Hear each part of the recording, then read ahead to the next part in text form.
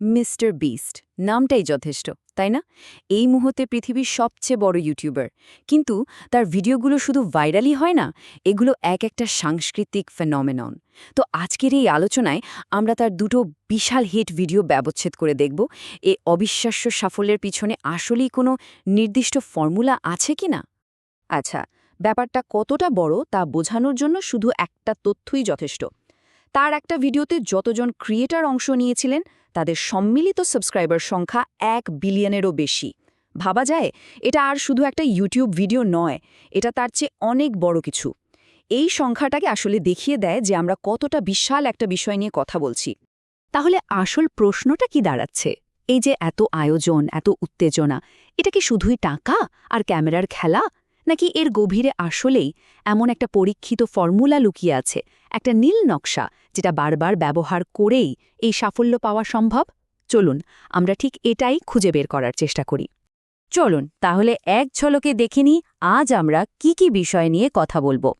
আমরা প্রথমে দেখব এই বিলিয়ন সাবস্ক্রাইবার ফর্মুলাটা আসলে কি।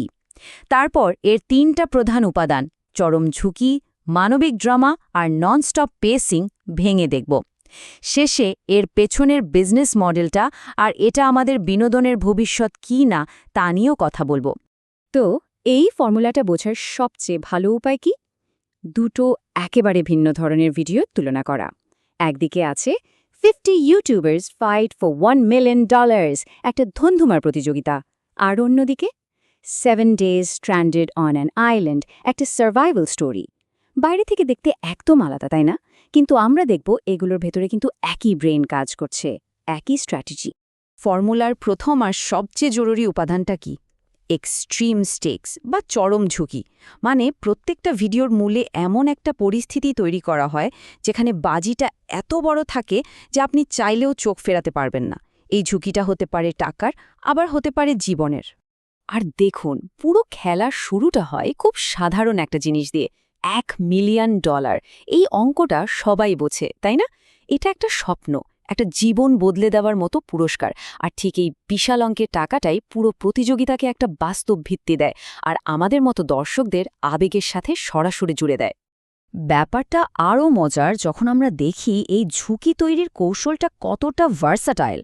যেমন ধরুন 50 জন ইউটিউবার, ভিডিওতে ঝুঁকিটা কিসের? টাকা হারানোর, বন্ধুদের সাথে বিশ্বাসঘাতকতার। অন্যদিকে দ্বীপে আটকে পড়ার গল্পে ঝুঁকিটা কিন্তু একদম শারীরিক, বিষাক্ত গাছ, খাবার নেই, ভয়ঙ্কর ঝড়।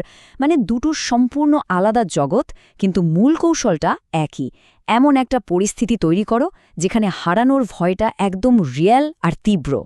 তো এই চরম ঝুঁকির পর আসে দ্বিতীয় উপাদান, আর এটা কিন্তু প্রথমটার সাথে সরাসরি যুক্ত। ভাবুন তো, এত বড় ঝুঁকি তৈরি করার কারণটা কি? কারণ একটাই, মানুষের ভেতরের আসল আবেগটাকে বের করে আনা। এই যে রাগ, দুঃখ, আনন্দ, বিশ্বাসঘাতকতা, এই আবেগগুলোই কিন্তু আমাদের ভিডিওর সাথে জুড়ে ফেলে। শুধু এই একটা লাইন শুনুন, আমি তার বিয়েতে বেস্ট ম্যান ছিলাম। এটা 50 ইউটিউবার্স ভিডিওর একটা লাইন, একজন প্রতিযোগী তার সবচেয়ে কাছের বন্ধুকে নিয়ে বলছে। লাইনটা শুনেই বোঝা যায় তাদের সম্পর্কটা কতটা গভীর, তাই না? আর এটাই কিন্তু পরের নাটকের জন্য স্টেজ তৈরি করে দেয়। আর ঠিক পরে কি শুনতে পাই? সে আমার সাথে বিশ্বাসঘাতকতা করেছে। দেখলেন তো, খেলাটা এমনভাবে ডিজাইন করা হয়েছে যে গভীর বন্ধুত্ব এক মুহূর্তে বিশ্বাসঘাতকতায় বদলে যেতে পারে। এই যে চরম নাটকীয় মুহূর্তগুলো, এগুলোই কিন্তু পুরো কন্টেন্টটাকে চালিয়ে নিয়ে যায়।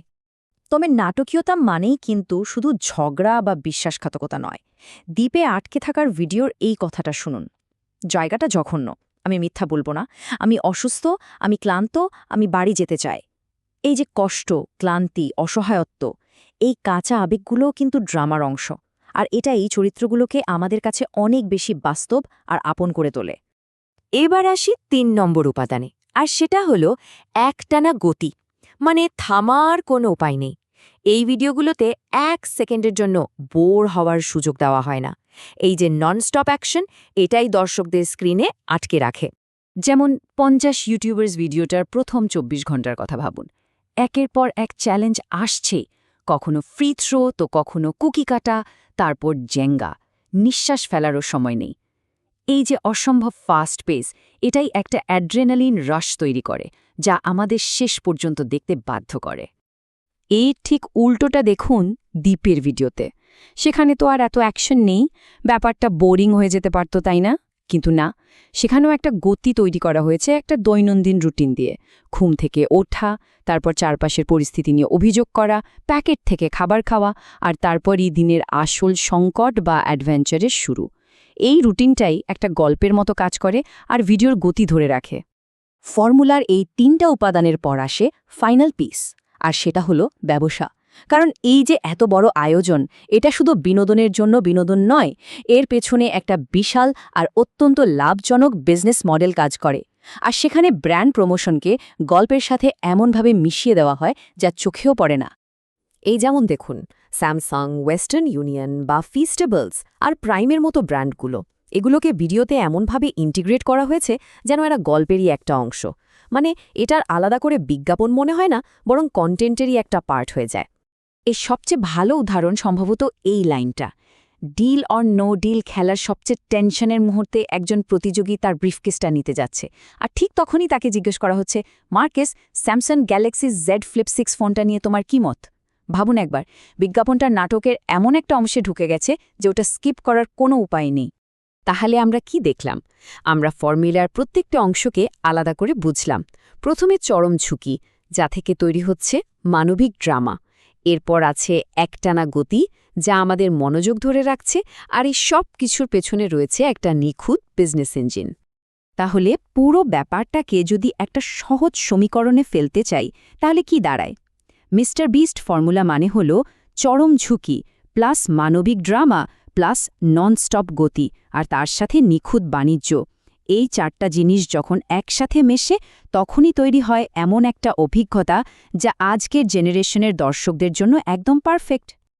আর এটাই আমাদের শেষ প্রশ্নে নিয়ে আসে।